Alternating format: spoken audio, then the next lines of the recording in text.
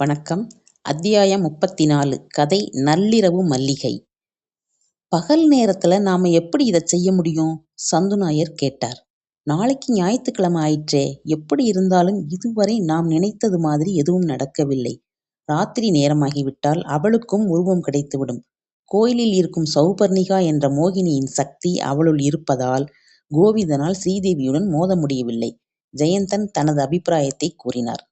அப்படியானால் நான் சொன்னதுதான் வழி. பகல் நேரத்தில் அங்கிருந்து யார் எலும்புக்கூட்டை எடுத்து வருவது? அதை பற்றித்தான் நானும் யோசிக்கிறேன். ஜெயந்தன் வாசலை தாண்டி வெளியே பார்த்து கொண்டிருந்தார். இனிமேல் பிரபாகரனால் அதை தொடவே முடியாது என்பது உறுதியாகிவிட்டது. அப்படியானால் அவனால் அந்த புரொஃபஸரை அழிக்கவும் முடியாது இல்லையா? சந்து நாயர் ஜெயந்தனை பார்த்தார்.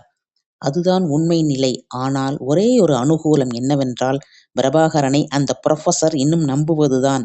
பிரபாகரன் மீது அந்த மனிதருக்கு எந்தவிதமான சந்தேகமும் இல்லை. அதனால் நமக்கென்ன லாபம்? இருக்கிறது, ஏதாவது ஒரு வழி கண்டுபிடிக்க வேண்டியதுதான். சும்மா உட்கார்ந்திருந்தால் நிலைமை மோசமாகிவிடும். ஜெயந்தன் பிரபாகரனை அழைத்தார். அறைக்குள் வந்தான். நான் என்ன செய்யணும் சொல்லுங்க? கோவிந்தன் கேட்டான். உன்னால் அந்த புரொஃபஸரை கொல்ல முடியும். அந்த ஆள் உன்னை ஒருபோதும் அடையாளம் தெரிந்து கொள்ளவில்லை. உன்னை இன்னும் பிரபாகரன் என்றே நம்பிக்கொண்டிருக்கிறான். நீ அவனுக்கு துணையாக படுத்துக் கொள்ளவும் செய்யலாம். அந்த காரியத்தை இன்றே கூட செய்யலாம். என்ன சொல்கிறாய்? அதில் ஒன்றும் சிக்கலில்லை. நல்ல யோசனைதான். கோவிந்தன் ஒப்புக்கொண்டான். அவர்களது யோசனைப்படி பிரபாகரன் குமாரின் இல்லத்திற்கு வந்து சேர்ந்தான். நேரம் நள்ளிரவு ஆகியிருந்தது. அன்று துர்காஷ்டமி. அதனால் பகவதி அம்மன் கோயிலில் இல்லை. அவர் தனது பரிவாரங்களுடன் நீராடப் போயிருந்தார். அவர் நீராடப் போகும் பொழுது மோகினிகள், பிரம்ம ரட்சசுகள் போன்றோரும் கண்டிப்பாக போக வேண்டும். ஆகவே ஸ்ரீதேவியும் தேவி அம்மனுடன் வெளியேறியிருந்தாள். இல்லத்தில் குமார் மட்டுமே தனியாக இருந்தார். இப்பொழுது குமாருக்கு துணையாக ஸ்ரீதேவி இல்லை. அதனால் பிரபாகரன் என்ற கோவிந்தன் என்ற ரட்சஸ் தயங்கியவாறே தெரு வாசற்படியிருந்து உட்புறம் பார்த்தது. நிலா வெளிச்சம் அவ்வளவு தெளிவாக இல்லாவிட்டாலும் அந்த ரட்சசால், அவனால், பிரபாகரனின் உருவத்தில் இருக்கும் கோவிந்தனால் எல்லாவற்றையும் தெளிவாக பார்க்க முடிந்தது. ஊனமாகி போன இடதுகை அப்போதும் வலித்தது. அதற்கு காரணமான ஸ்ரீதேவி மீது அடங்காத பகையுணர்வும் எழுந்தது. எங்கேயாவது ஒரு சிறு இடைவெளி கிடைத்து அவள் அசந்து போகும்போது நிச்சயமாக தொலைத்து கட்டிவிட வேண்டும் என்ற வெறியும் அவனுள் எழுந்தது. அதே சமயம் தனது கையை பார்க்கும்போது குமார் என்ன நினைப்பான் என்பதும் நினைவில் எழுந்து வரவே முடிந்தவரை கையை காட்டாமல் சட்டைக்குள்ளேயே மறைத்து வைத்தது அந்த பிரம்ம ரட்சஸ் என்கிற கோவிந்தன் என்கிற பிரபாகரன். தெரு வாசற்படி தாண்டி முற்றத்துக்கு வந்து காதை கூர்மையாக்கி கவனித்தான் அந்த பிரபாகரன். உள்ளே ஏதாவது பேச்சு கேட்கிறதா? இல்லை, அமைதியாக இருந்தது. ஓர் ஓலை அசையும் சத்தம் கூட கேட்கவில்லை. பிரபாகரன் மெதுவாக வராந்தாவில் காலடி எடுத்து வைத்தான். அங்கிருந்தவாறே ஸ்ரீதேவி அங்கு இருக்கிறாளா என்று பார்த்தான். அவள் இல்லை என்பது தெரிந்தாலும், அன்று துர்காஷ்டமி என்பதால் தேவியுடன் நீராடப் போயிருப்பார்கள் என்று தெரிந்தாலும் அவனுக்கு ஒரு சிறு சந்தேகம். அவர் இருந்துவிட்டால் என்ன செய்வது? நாம் வந்த காரியம் கெட்டுவிடுமே, குமாரை கொல்ல முடியாதே என்று நினைத்துதான் அவன் அவ்வளவு ரொம்ப உஷாராக கவனித்துக் கொண்டிருந்தான். இந்த நிலையில் மறுபடியும் அவள் கையில் கண்ணில் பட்டுவிட்டால் வலது கையும் ஊனமாகி விடலாம். மொத்த உடம்பும் கூட எரிந்து போகலாம். ஆகவே சற்று நேரம் காத்திருப்பதில் தவறில்லை என்று முடிவுக்கு வந்தான். கதவு உட்புறமாக தாளிடப்பட்டிருந்தது. தனது பழைய வித்தையை இங்கு உபயோகித்து கதவை திறப்பது நல்லதல்ல என்பதால் பின்புறம் வளர்ந்திருக்கும் மாமரம் வழியாக ஏறலாம் என்று நினைத்தான். அதில் ஏறினான். மிகவும் சுலபமான வேலையாக இருந்தது. அதில் மேலே ஏறி கவனத்துடன் நகர்ந்தான். கையை அழுத்தி பிடித்து கொண்டு கீழ் நோக்கி நகர்ந்த போதும் அவனுக்கு எந்தவிதமான பயமும் தோன்றவில்லை.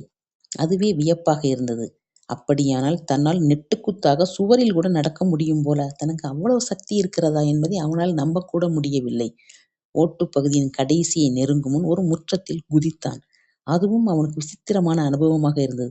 பறவை ஒன்று லாவகமாக பறந்து இறங்குவது போல் தரைப்பகுதியை அடைந்தான். தனக்குள் இவ்வளவு சக்திகள் மறைந்திருக்கின்றன என்பது அவனுக்கு மிகுந்த தைரியத்தை கொடுத்தது. முற்றத்தில் இருக்கும் குமார் படுத்திருக்கும் அறையை நோக்கி நடந்தான். குமார் நல்ல தூக்கத்தில் இருந்தார். பிரபாகரன் சற்று நேரம் காதை கூர்மையாக்கி கவனித்தான். ஸ்ரீதேவி இன்றைக்கு வரமாட்டாள் என்பது உறுதியாக தெரிந்ததால் குமார் சீக்கிரமாகவே படுத்துவிட்டார். குமாரை எழுப்புவதென்று பிரபாகரன் தீர்மானித்தான்.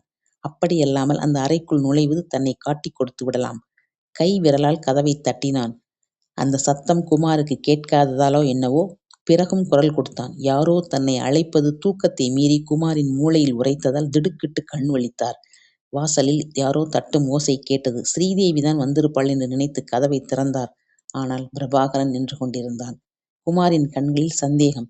ஏனென்றால் வெளிவாசல் தாள் பூட்டியது பூட்டியபடியே இருக்கிறது. அவன் எப்படி வந்திருப்பான்? இருப்பினும் அதையெல்லாம் மூட்டை கட்டி வைத்துவிட்டு, என்ன பிரபாகரா, இந்த அகால நேரத்துல உனக்கு ஏதாவது தேவையா?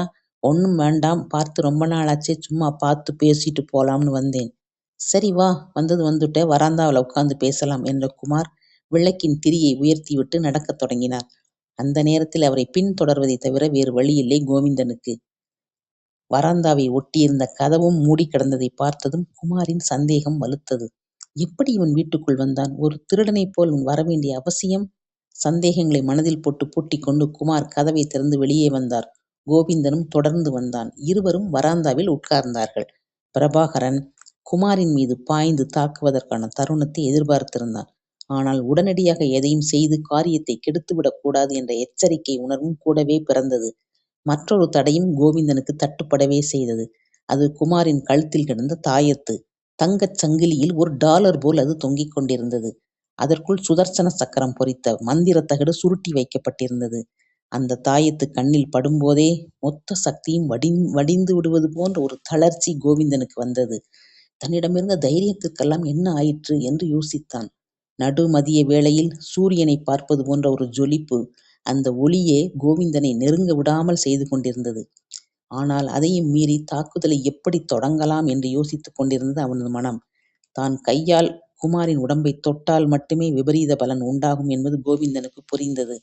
எனவே குமாரின் உடலை தன் உடலின் எந்தப் பாகமும் தொடாமல் தாக்க வேண்டும் என்று தீர்மானித்தான். ஏன் இத்தனை நாளா என்னைப் பார்க்க வரலை பிரபாகரா? குமார் கேட்டார். நான் 2 தடவை வந்திருந்தேன். உன்னைத்தான் பார்க்க முடியல. ஒப்புக்கு ஒரு பதிலை சொல்லி வைத்தான். இங்க இல்லாம நான் வேற எங்க போக? நீயும் இல்லாததால் நான் வீட்டை விட்டு வெளியேறவே இல்லையே. ஒரு தடவை வந்திருந்தப்ப நீ காலேஜ் போயிட்டேன்னு சொன்னாங்க. அது கிடக்கட்டும். நீ இப்ப ஒழுங்கா பேசு. இப்ப நீ ஒழுங்கா வீட்டுக்கும் போறதில்லையாமே. அப்ப நீ யார் சொன்னது? உன் அம்மாதான் பாவம் புலம்பினாங்க. அவங்க எப்பவும் அப்படித்தான்.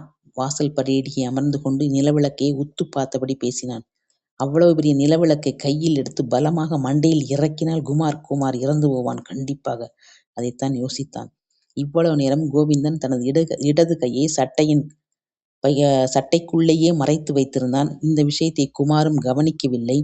ஆனால் பிரபாகரனின் தற்போதைய நிலை மிகவும் அசாதாரணமாக உள்ளதே என்று மட்டும் நினைத்தார் குமார். கோவிந்தனுக்கு தெரியாமலே கோவிந்தனை உன்னிப்பாக கவனித்ததில் அவனது கைப்பகுதி சட்டென்று தெரியவே செய்தது. நீ ஏன் அந்த கையை வந்ததிலிருந்து ஒளிச்சே வச்சிருக்க? நான் கொஞ்ச நாளா அரிசி ஆலையில வேலைக்கு போனேன். அப்போ ஒரு சின்ன விபத்து. இதை ஏன் நீ இதுவரைக்கும் சொல்லல? முதல் விஷயம், இந்த சம்பவம் எனக்கே ரொம்ப வருத்தம். மத்தவங்களையும் எதுக்கு வீணா கஷ்டப்பட வைக்கணும்னு தான் சொல்லல. என்ன இருந்தாலும் என்கிட்ட இதை பத்தி சொல்லாம இருந்தது நல்லதில்ல. அந்த அளவுக்கு நான் உன்னைய அந்நியமா நினைக்கிறேன்? கோவிந்தன் அப்போதும் தாக்குவதற்கான சந்தர்ப்பத்தையே எதிர்பார்த்திருந்தான். அவனது வலது கை விளக்கின் மேல் பகுதியை நிதானமாக எடுத்து கீழே வைத்தது. விளக்கை எல்லாம் தேய்ச்சு கழுவி ரொம்ப நாளாச்சுன்னு தோணுது என்று கூறியபடியே விளக்கின் அடிப்பகுதியை கையில் எடுத்தான். அதன் மீது ஒட்டியிருந்த அழுக்குகளை சுரண்டத் தொடங்கினான். திடுமென்று அவன் கைகள் விறைப்படைந்தன. விளக்குத் தண்டை கையில் எடுத்தான். குமாரை கொன்றானா இல்லையா என்பதை அடுத்த அத்தியாயத்தில் பார்ப்போம். சப்ஸ்கிரைப் செய்து கொள்ளுங்கள் நண்பர்களே. காலம் எல்லாம் கதைகள். நன்றி.